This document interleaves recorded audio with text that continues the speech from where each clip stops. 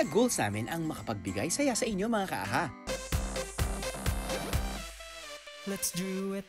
Ladies and gentlemen, ang ating guest for today, Miss Bea Binene.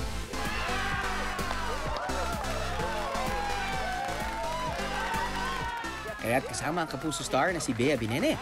Basta importante, masaya at makakatulong tayo at the end of this game. Are you ready? I'm ready. Naglaro kami ng game sa Let's Do It, Let's Do It.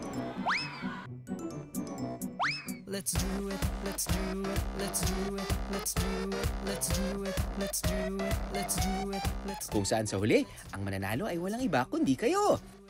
Let's do it! Sa aming Facebook page na AHA, nag-post kami ng tanong, meron ka bang regalong gustong matanggap? Mula sa comment section, pumili kami ng isang netizen na magiging beneficiary pagkatapos ng aming game.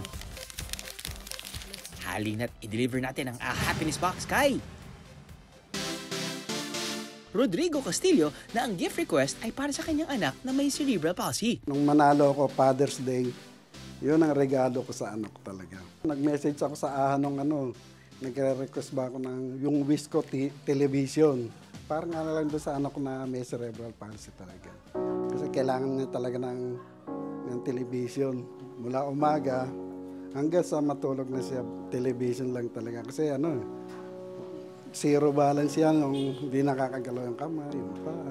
Yung TV kasi yung pinapanooran niya, nasira na yung playback na tinatawag na yung pumuputok-putok. Tapos ngayon, yung bang magbablangko, pipitik-pitikin mo pa. Kasi pag wala nang maitim yung TV.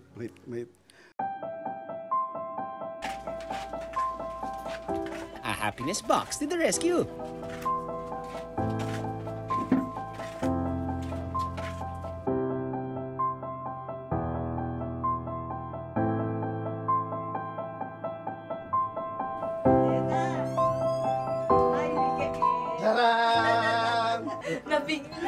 Nabigla ka, anak. Oo, eto na nga. Ito na. Huwag ka mong patihulog, anak.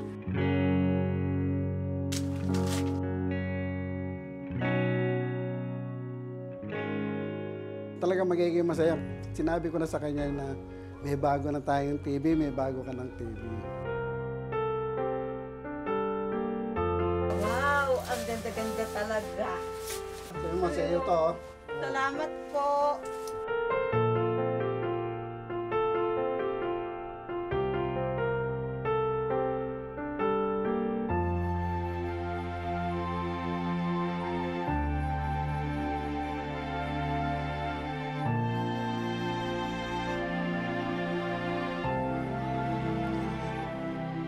At ang kapalit ng simpleng katuwaan natin sa Let's Do It, Let's Do It,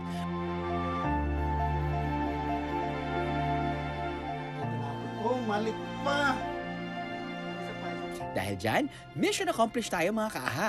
Nagpapasalamat po ako ng buong puso sa AHA sa pagbibigay niyo ng television sa anak ko. Sino naman kaya ang susunod na makakatanggap ng ating Happiness Box? Abangan!